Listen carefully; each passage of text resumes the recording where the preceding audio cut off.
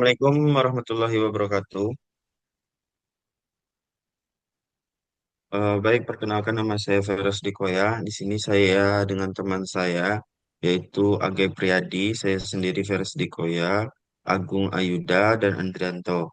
Pada kesempatan kali ini kami akan mempresentasikan tentang judul dari sebuah diskusi kami, yaitu sensor-sensor pada sepeda motor, dengan mata kuliah kontrol elektronik sepeda motor dengan dosen pengampu Bapak Dr. Prof. Darmon, SPD, MPDT.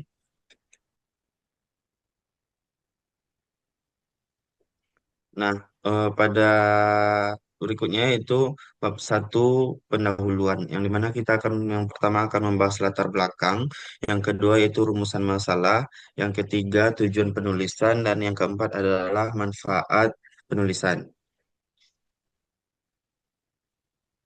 Yang pertama yaitu latar belakang, di mana di latar belakang kita itu yang pertama itu adalah tuntutan regulasi emisi, di mana untuk emisi pada saat sekarang ini, pada zaman sekarang ini, menjadi tuntutan utama agar mobil ataupun kendaraan seperti sepeda motor yang kita bahas pada makalah hari ini, itu harus mengikuti standar emisi yang telah ditetapkan oleh pemerintah. Maka dari itu, menggunakan dari sistem injeksi ini, semua yang berkaitan dengan sistem injeksi itu berkaitan dengan sensor-sensor.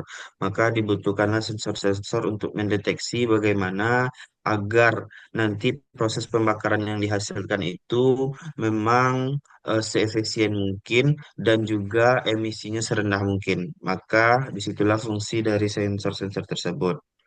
Dan yang kedua adalah kebutuhan akan efisiensi bahan bakar. Nah, beda dengan sistem sebelumnya karburator yang tidak menggunakan sensor-sensor, di mana di sini peran utama sensor lebih diutamakan, di mana di sini kita akan menilai bagaimana tenaga yang dibutuhkan oleh sebuah kendaraan sepeda motor, eh, bag- yang paling efisien yang dibutuhkan untuk sepeda motor agar dapat.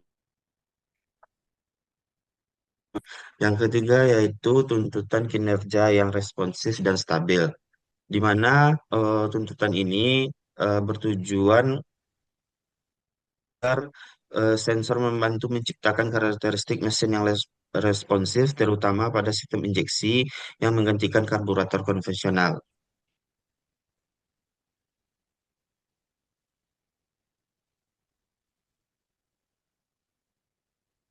Nah, yang keempat yaitu adalah keamanan dan di mana beberapa sensor seperti sensor ABS, anti-lock braking system, telah mulai ditetapkan pada sepeda motor modern untuk mencegah roda mengunci saat pergerakan menandak sehingga meningkatkan keselamatan pengendara. Yang kelima yaitu adalah integrasi teknologi digital dan IoT. Nah, sepeda motor generasi terbaru telah terhubung dengan perangkat digital seperti smartphone, GPS, dan sistem pemantau jarak jauh. Teknologi ini memanfaatkan sensor untuk memberikan informasi real-time kepada pengendara pusat layanannya. Nah, kita masuk kepada poin yang kedua, yaitu rumusan masalah. Di mana rumusan masalahnya, bagaimana deskripsi umum mengenai sensor dalam sistem kendaraan bermotor. Yang kedua, yaitu apa saja bagian-bagian utama yang membentuk sebuah sensor dan fungsinya masing-masing. Yang ketiga, bagaimana diagram atau rangkaian sistem sensor bekerja serta bagaimana cara kerja dalam mendukung fungsi sepeda motor. Yang keempat, apa saja jenis-jenis sensor yang umum digunakan pada sepeda motor dan peran masing-masing sensor dalam sistem kendaraan. Nah, kita masuk ke yang poin ketiga yaitu tujuan penulisan dari pendahuluan. Yang pertama yaitu memberikan penjelasan umum mengenai sensor dan peranannya pada sistem kontrol elektronik pada sepeda motor. Yang kedua yaitu mengidentifikasi dan menjelaskan bagian-bagian utama penyusun sensor serta fungsi dalam proses pendeteksian data kendaraan. Yang ketiga yaitu menyajikan diagram atau rangkaian kerja sensor serta menjelaskan bagaimana sistem tersebut beroperasi dalam mendukung performa sepeda motor. Yang keempat yaitu mengklasifikasikan jenis-jenis sensor yang digunakan pada sepeda motor serta memahami fungsinya. Nah, kita masuk ke poin yang keempat pada bab satu. Yang pertama itu eh, yang pertama yaitu memberikan pemahaman yang jelas mengenai deskripsi sensor pada sepeda motor, termasuk pengertian dasar, fungsi umum, dan peran penting dalam mendukung sistem kontrol elektronik kendaraan. Yang kedua yaitu menjelaskan utama penyusun sensor sehingga pembaca dapat mengetahui struktur internal sensor dan memahami fungsi dari setiap komponen yang berperan dalam proses deteksi dan pengiriman data ke ECU. Yang ketiga yaitu menyajikan diagram atau rangkaian sistem sensor serta menjelaskan cara dalam secara runtut sehingga memudahkan pembaca dalam memahami alur sinyal sensor sehingga sistem pengendali kendaraan. Yang terakhir yaitu memberikan informasi mengenai berbagai jenis sensor yang digunakan pada sepeda motor, serta menjelaskan fungsi masing-masing sensor dalam mendukung efisiensi pembakaran, kestabilan mesin, dan keselamatan berkendara. Nah, kita masuk ke bab 2. Di bab 2 ini ada pembahasan. Nah, untuk poin yang pertama dan yang kedua akan dilanjutkan oleh teman saya, yaitu Saudara Adrianto. Kepada Saudara Adrianto, dipersilakan. Baik, terima kasih kepada moderator.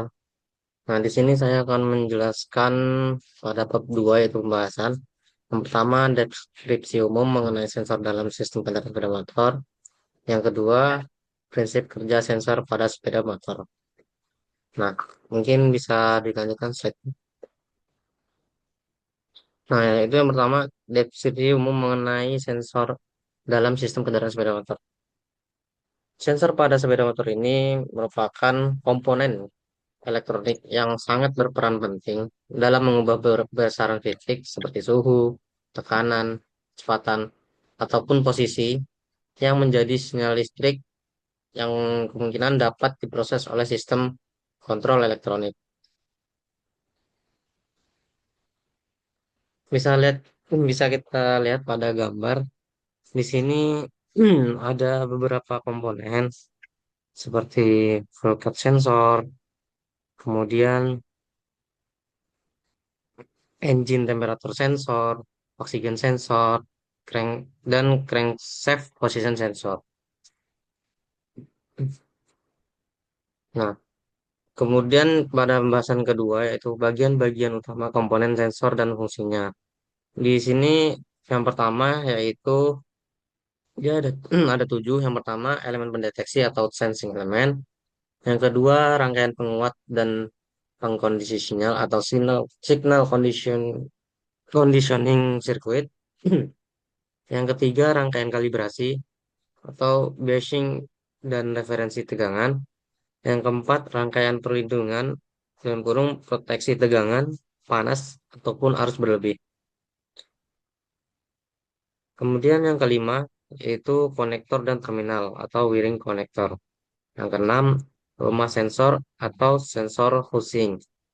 Dan yang terakhir ada sistem pendingin atau isolasi jika diperlukan.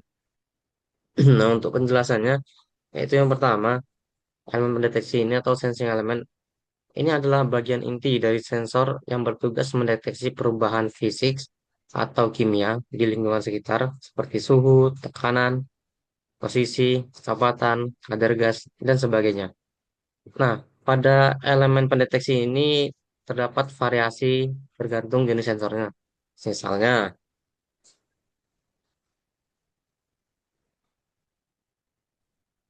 yang pertama termistor atau termokopel pada sensor suhu.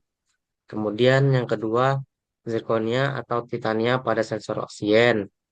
Yang ketiga, hal efek chip pada sensor kecepatan atau posisinya. Terus yang keempat, piezoelektrik pada sensor getaran ataupun tekanan. Nah, Penjelasan yang kedua yaitu tentang rangkaian penguat dan pengondisi sinyal atau signal conditioning circuit. Sinyal yang dihasilkan oleh elemen ini seringkali terlalu lemah atau tidak stabil untuk langsung dikirim ke ECU. Oleh karena itu, diperlukan rangkaian elektronik untuk menguatkan sinyal amplifikasi agar cukup kuat untuk diproses. Kemudian, yang B, menyaring noise atau gangguan listrik agar sinyal tetap bersih dan juga akurat. Yang ke C, mengubah format sinyal seperti dari analog ke digital jika diperlukan. Kemudian yang ketiga, rangkaian kalibrasi atau biasing dan referensi tegangan. Nah, beberapa sensor membutuhkan tegangan referensi atau bias tertentu agar dapat bekerja dengan benar. Misalnya, nah, yang pertama, sensor suhu tipe NTC. NTC ini singkatan dari Negative Temperature Coefficient, yang kemungkinan memerlukan tegangan input tetap untuk membaca perubahan resistansinya. Yang kedua, sensor posisi throttle atau sensor TPS, yaitu memiliki tegangan referensi 5 volt dari ECU sebagai acuan untuk pengukuran. Nah, yang tadi rangkaian kalibrasi tadi itu memastikan sensor dapat memberikan data yang akurat dan konsisten dalam kondisi bekerja. Nah, yang keempat, rangkaian perlindungan atau proteksi tegangan panas atau arus berlebih. Sensor ini bekerja di lingkungan ekstrim, sehingga biasanya dilengkapi proteksi seperti diode pelindung terhadap tegangan balik, kemudian next, resistor pembatas arus untuk mencegah kerusakan, dan kompensasi suhu untuk menghindari pembacaan yang salah akibat perubahan suhu mesin. Proteksi ini menjaga umur pakai sensor agar tetap panjang dan mencegah gangguan terhadap sistem ECU. Nah, yang kelima, konektor dan terminal atau wiring konektor. Bagian ini berfungsi untuk menghubungkan sensor dengan kabel sistem kelistrikan kendaraan, khususnya nih, ECU. Terminal konektor harus tahan terhadap, yaitu ada tiga. Yang pertama, getaran getaran agar tidak mudah lepas. Kemudian yang kedua, air dan debu yang dilengkapi sel karet atau waterproofing. Yang ketiga, korosi, itu menggunakan bahan pelapis khusus. Nah, pada konektor tadi biasanya terdiri 2 sampai 5 pin tergantung jenis sensornya. Misalnya kalau 2 pin untuk sensor pasif seperti sensor suhu, sedangkan yang 3 pin untuk sensor aktif seperti TPS itu yang 5 volt input, sinyal output dan groundnya. Next. Kemudian yang keenam, rumah sensor atau sensor housing. Nah, rumah sensor atau sensor sensing ini merupakan casing atau wadah pelindung seluruh komponen sensor dan materialnya biasa berupa yang pertama logam tahan panas, yaitu untuk sensor di area mesin atau knalpot. Yang B-nya plastik tahan panas dan getaran untuk sensor posisi atau sensor sensor udara. Nah, fungsi utama dari sensor rumah housing ini adalah melindungi komponen dari kerusakan fisik, getaran mesin, perubahan suhu ekstrim, cairan, dan kontaminasi lainnya. Maka diperlukan rumah sensor ini. Nah, yang terakhir yaitu sistem pendinginan atau isolasi, kalau jika diperlukan. Beberapa sensor pada bagian panas mesin, seperti sensor oksigen, memiliki semacam penyekat panas atau bahkan ventilasi untuk menjaga agar elemen sensor ini tetap bekerja pada suhu operasional yang aman. Mungkin hanya itu saja yang dapat saya sampaikan mengenai deskripsi umum dan prinsip kerja dari komponen sensor dan fungsinya. Materi selanjutnya akan dilanjutkan oleh HD. Saya kembalikan ke moderator. Baik, di poin ketiga ini saya akan kembali melanjutkan materi yang ketiga pembahasan. Nah, di mana di sini kita akan membahas diagram atau rangkaian dalam dan cara kerja sistem sensor. Nah, di sini bisa kita lihat, di sini adalah diagram yang digunakan pada sistem kendaraan injeksi, di mana di sini telah dilengkapi dengan eh, sensor-sensor, di mana di sebelah kanan bisa dilihat di situ ada air temperatur, coolant temperatur, intake press, ISC. ISC itu idling eh, speed control, lalu speed sensor, ada TPS, throttle position sensor, terus di situ ada pump untuk penyemprotan injeksi, terus ada fill in relay. Nah, di tengah-tengah itu bisa kita lihat bagaimana rangkaian-rangkaian di mana wiring diagramnya ini adalah suatu rangkaian yang digunakan untuk dari sebuah kendaraan agar proses atau jalannya sebuah aliran arus ini sesuai dengan apa fungsi dari kerja masing-masing sensor, sensor, ECU, dan aktuator. Di mana di sini telah dirangkai sedemikian mungkin untuk proses kerja dari sensor ini. Nah, berikutnya kita akan membahasnya. Lanjut.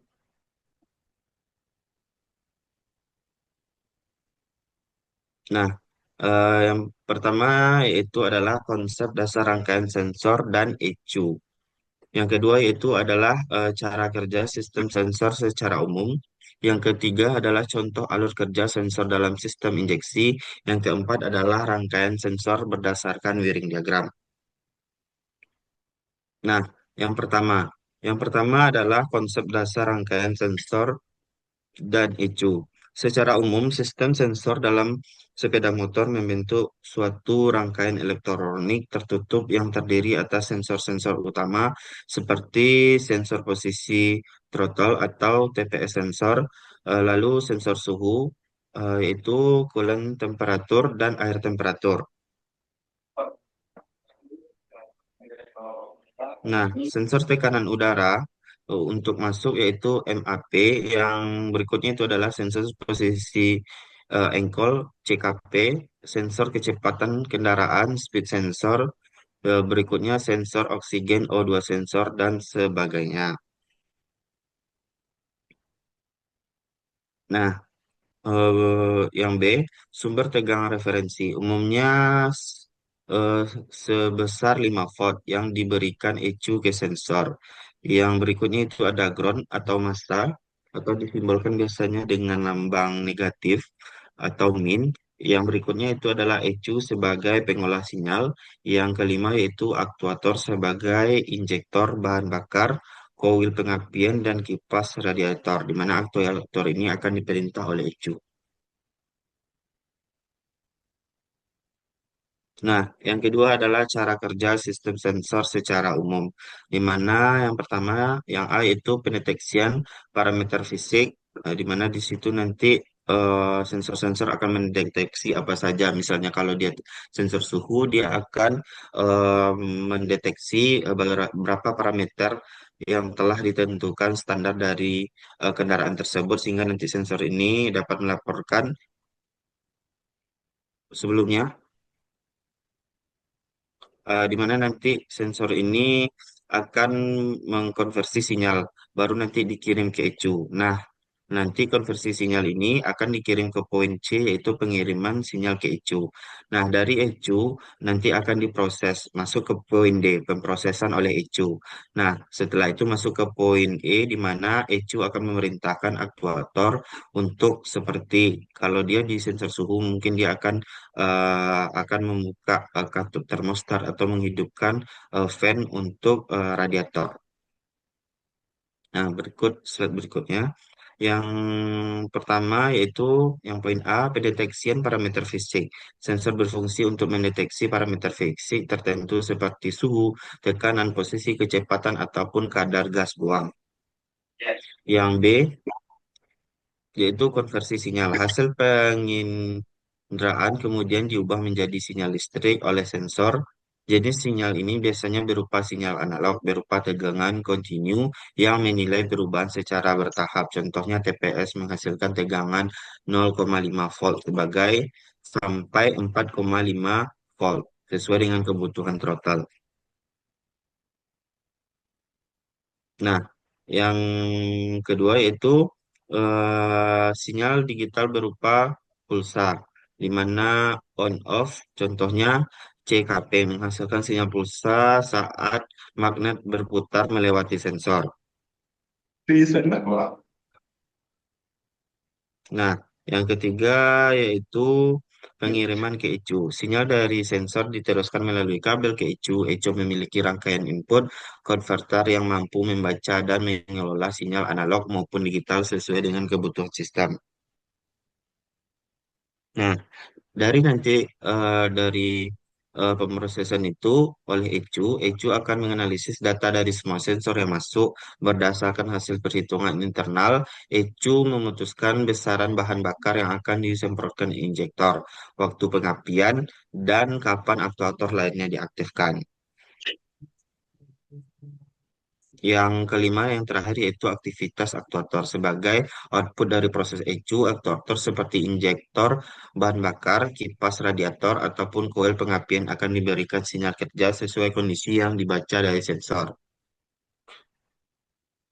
Nah, kita masuk ke poin yang ketiga dari poin C, yaitu contoh alur kerja sensor dalam sistem injeksi sebagai contoh penerapan konkret. Yang pertama, yang A, saat pengendara menarik grip gas, throttle terbuka.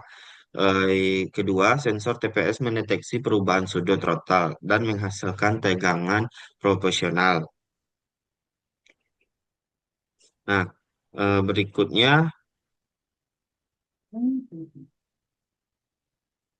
tegangan ini dikirim ke ECU. Nah, di ECU nanti kemudian mengatur lamanya injektor menyemprotkan bahan bakar sesuai posisi throttle serta menyesuaikan timing pengapian. Yang kelima, bersamaan, ECU juga mempertimbangkan data dari sensor suhu, mesin, sensor udara masuk, dan sensor tekanan intake untuk memastikan campuran udara dan bahan bakar itu ideal. Nah, kita masuk ke poin yang keempat. Nah, di poin yang keempat, rangkaian sensor berdasarkan wiring diagram. Berdasarkan wiring diagram sepeda motor 4 tak yang kamu yang lampirkan, kita bisa melihat dengan jelas bagaimana setiap sensor terhubung ke ECU dan bagaimana ECU kemudian mengontrol aktuator. Contoh jalur sensor pada diagram. Nah, yang pertama yang A yaitu throttle position sensor terhubung ke ECU melalui tiga kabel. Nah, tegangan referensinya itu 5 volt, sinyal output ke ECU dan ground. Nah, yang B adalah coolant temperature sensor, terhubung ke ECU dan digunakan untuk mendeteksi suhu mesin, di mana ECU menggunakan data ini untuk menentukan apakah kipas pendingin perlu diaktifkan. Nah, yang C, speed sensor mengirimkan sinyal pulsa ke ECU yang digunakan untuk menghitung kecepatan kendaraan. Dan yang D adalah crankshaft position sensor atau CKP digunakan untuk menentukan posisi piston dan waktu pengapian yang menjadi dasar timing injeksi bahan bakar.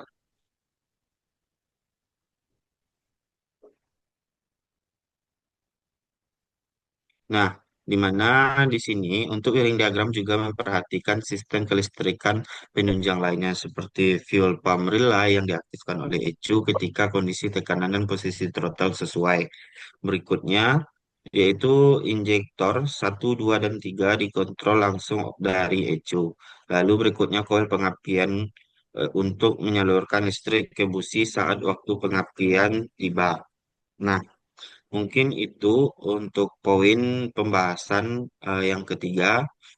Nah, untuk poin berikutnya itu jenis-jenis sensor yang digunakan pada sepeda motor akan dibahas oleh teman saya, oleh Saudara Egi. Kepada Saudara Egi, dipersilakan. Baiklah, materi selanjutnya akan saya jelaskan. Itu bagian D jenis-jenis sensor yang digunakan pada sepeda motor. Yang pertama itu ada Vehicle Speed Sensor atau VSS. Yang kedua ada Throttle Position Sensor atau TPS. Yang ketiga, ada intake air temperatur atau IAT sensor. Dan yang keempat, ada manifold absolute pressure atau MAP sensor.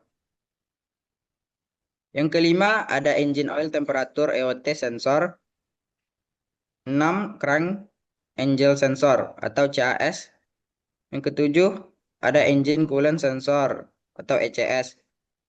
8. Ada bank angle sensor, land angle atau land angle sensor. Yang kesembilan, ada oxygen sensor atau O2 sensor. 10. Ada sensor tekanan ban. Yang ke-11, ada camshaft position sensor atau CMP. Dan yang ke-12 ada crankshaft position sensor atau CKP. Masuk ya pada sensor yang pertama yaitu vehicle speed sensor. Fungsinya yaitu untuk mendeteksi kecepatan putaran roda atau poros transmisi sepeda motor. Data dari sensor ini dikirim ke ECU, Electronic Control Unit, untuk mengatur berbagai fungsi seperti pengapian, penyemprotan bahan bakar, serta sistem pengereman pada motor yang dilengkapi ABS. Masuk ke cara kerjanya, sensor VSS atau Vehicle Speed Sensor biasanya terpasang pada roda atau poros transmisi. Bekerja dengan membaca putaran mekanis yang diubah menjadi sinyal listrik. Lalu sensor ini menggunakan efek magnetik atau optik untuk menghasilkan sinyal pulsa yang akan dikirim ke ECU. Dan ECU akan mengolah data ini untuk mengatur kinerja mesin dan mengumpulkan informasi kecepatan di panel instrumen.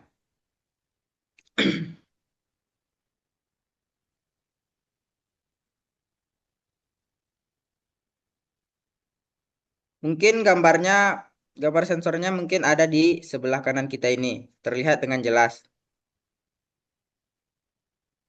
Masuk kepada sensor yang kedua yaitu throttle precision sensor. Fungsinya itu bertugas mendeteksi sudut bukaan throttle valve yang terletak di throttle body.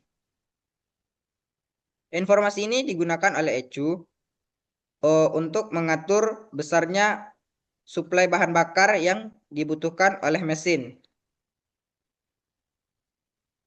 untuk kebutuhan tenaga. Cara kerja.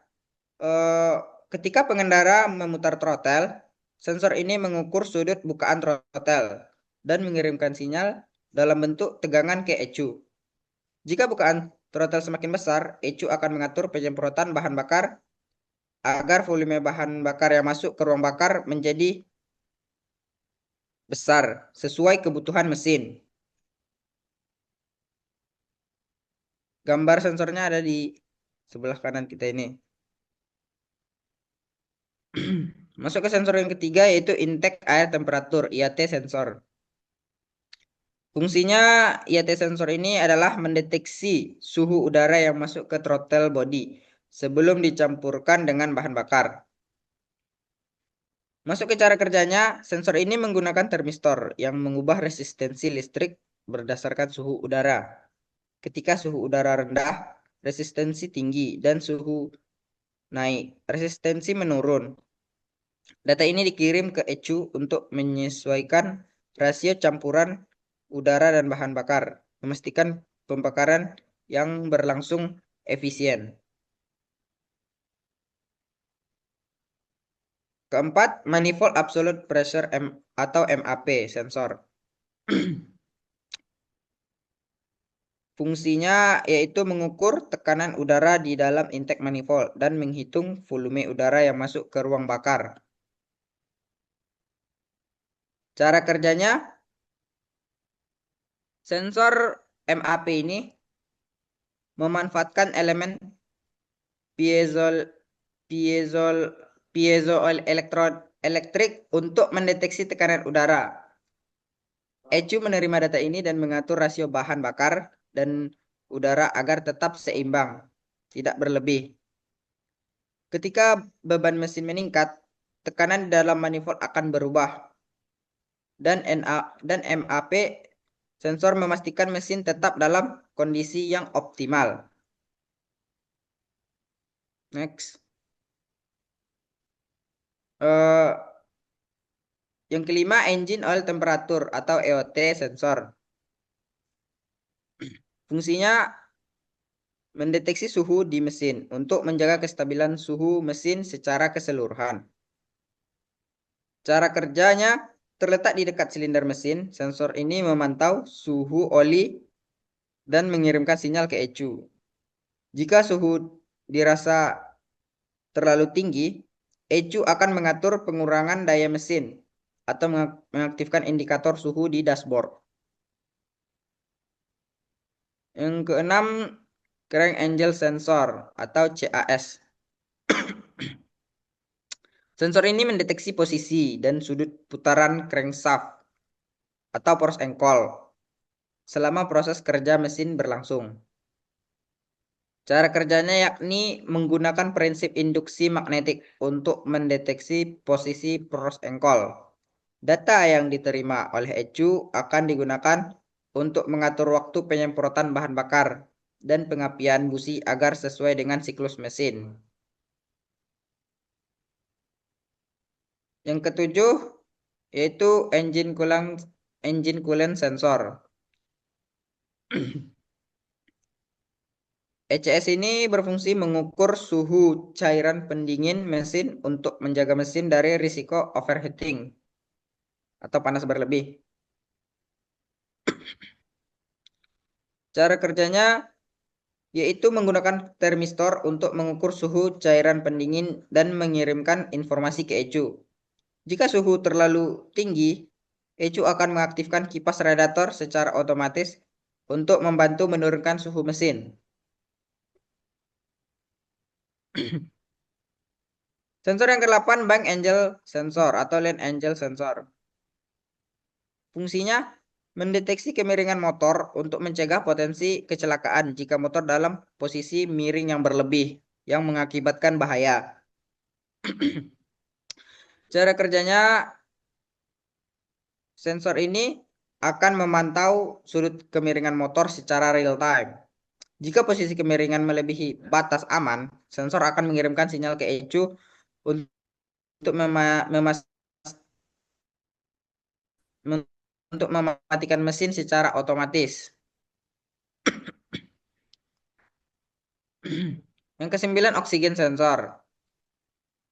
Ya, yang fungsinya mendeteksi posisi crankshaft. Sensor ini juga mengatur timing pengisian daya aki saat mesin pertama kali dihidupkan.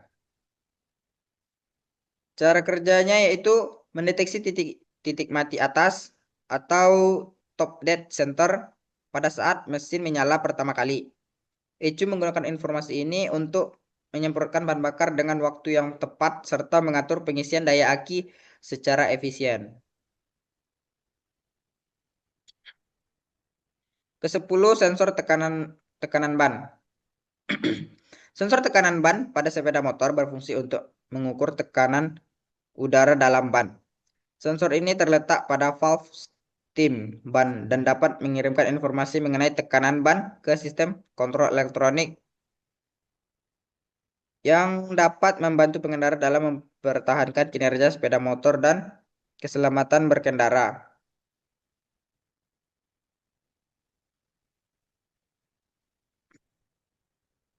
Yang ke-11 yaitu camshaft position sensor.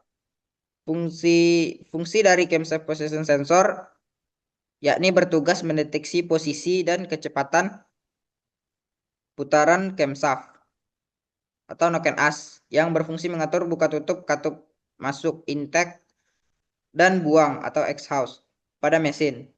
Data ini membantu ECU dalam menentukan waktu yang tepat untuk penyemprotan bahan bakar dan pengapian. Cara kerja sensor ini yaitu bekerja dengan membaca sinyal magnetik atau optik yang dihasilkan oleh putaran camshaft. Saat camshaft berputar, sensor akan mengirimkan sinyal ke ECU mengenai posisi dan kecepatan poros. Berdasarkan informasi ini, ECU menyesuaikan waktu pengapian dan injeksi bahan bakar agar pembakaran berlangsung efisien dan tenaga mesin optimal. Yang ke-12 yaitu ada crankshaft position sensor. Fungsinya untuk mendeteksi posisi dan kecepatan putaran camshaft. Cara kerjanya yaitu sensor ini bekerja dengan membaca sinyal magnetik atau optik yang dihasilkan oleh putaran camshaft. Saat camshaft berputar, sensor akan mengirimkan sinyal ke ECU mengenai posisi dan kecepatan poros. Berdasarkan informasi itu, ECU menyesuaikan waktu pengapian dan injeksi bahan bakar agar pembakaran berlangsung efisien dan tenaga mesin optimal.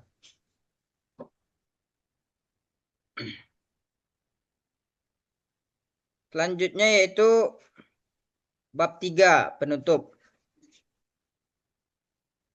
Yang pertama, kesimpulan yang berisikan deskripsi umum sensor, bagian-bagian utama sensor dan fungsinya, diagram atau rangkaian dan cara kerja sistem sensor, dan jenis-jenis sensor. Masuk yang pertama yaitu deskripsi umum sensor. Sensor dalam sepeda motor adalah komponen elektronik yang berfungsi untuk mendeteksi perubahan parameter fisik atau lingkungan, seperti suhu, tekanan, kecepatan, posisi, dan kadar gas buang. Yang kedua, bagian-bagian utama sensor dan fungsinya. Setiap sensor terdiri dari beberapa bagian utama yang bekerja secara sinergis untuk memastikan proses deteksi dan pengiriman sinyal berjalan dengan baik. Yang ketiga, yaitu diagram atau rangkaian dan cara kerja sistem sensor. Sistem sensor bekerja dalam satu rangkaian terintegrasi atau terhubung satu sama lain bersama ECU dan aktuator. Diagram atau wiring diagram memperlihatkan hubungan antara sensor, ECU, dan komponen keluaran seperti injektor bahan bakar, koil pengapian, atau kipas pendingin. Yang keempat, jenis-jenis sensor. Jenis-jenis sensor yang digunakan pada sepeda motor sangat beragam dan masing-masing memiliki fungsi spesifik. Seperti throttle position sensor, manifold absolute pressure, intake air temperatur, sensor oksigen, dan crankshaft position sensor. Mereka bekerja secara bersamaan untuk memberikan informasi penting kepada ECU. Mungkin sekian untuk penjelasan materi dari saya kembalikan kepada moderator. Baik, terima kasih kepada Saudara Egi yang telah menyelesaikan penjelasan mengenai pembahasan yang terakhir itu jenis-jenis fungsi dan cara kerja dari setiap sensor. Nah, terima kasih juga kepada rekan saya yang berdua ini, Adrianto dan Egi. Nah, mungkin saya sebagai moderator mengucapkan terima kasih atas segala perhatian mengenai presentasi kami ini dan mohon maaf jika terjadi kesalahan atau dalam pengucapan. Mungkin sekian dari kami akhiri dengan Assalamualaikum warahmatullahi Waalaikumsalam warahmatullahi wabarakatuh. wabarakatuh. Wabarakatuh.